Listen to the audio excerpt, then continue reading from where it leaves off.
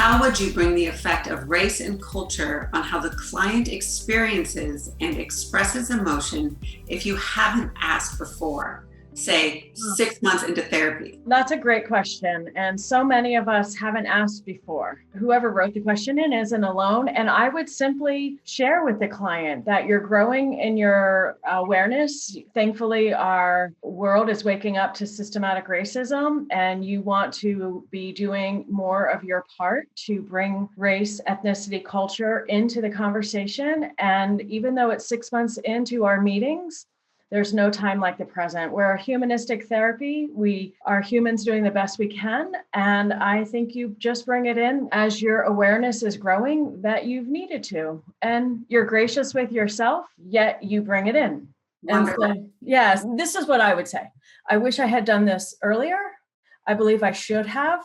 I'm sorry for not, because maybe that left you with an extra burden, or for sure that left you with an extra burden. I don't pretend to know, but I think it's a fair wondering, a fair assumption.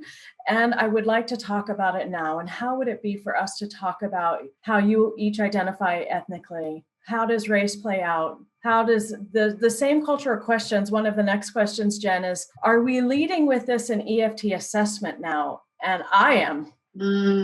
We are leading. I believe we in EFT are needing to lead in our assessment, which of course we all know in EFT is active and ongoing.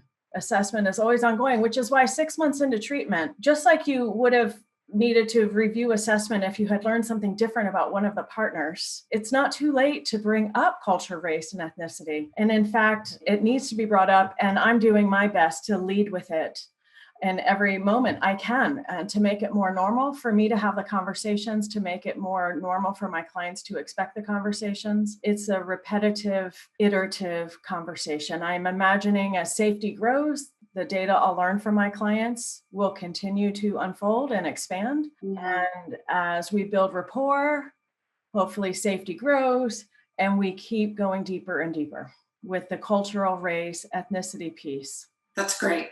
That's great. That's really helpful. So even if you're 6 months in, a year in, 3 months in, you can still ask those key questions. It was something about, how does your race and ethnicity impact how you experience your emotions and how you share your emotions? Yeah, so this is James Hawkins' questions, trainer and training.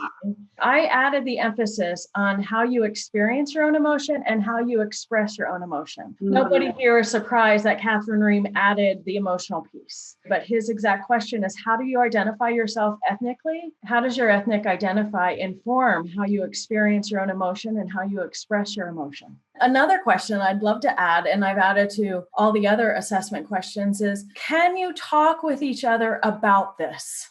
How do you talk with each other about this? Because that right off the bat gives me a sense of what they're able to share and what they're not able to share. Great. And I am leading with those 4 questions from James Hawkins that are in the summary, as well as 2 additional pieces around emotion and do you talk with each other about this? For more hot tips on emotionally focused therapy, go to theeftcafe.com and sign up for our newsletter, where you will receive short little clips like the one you just watched.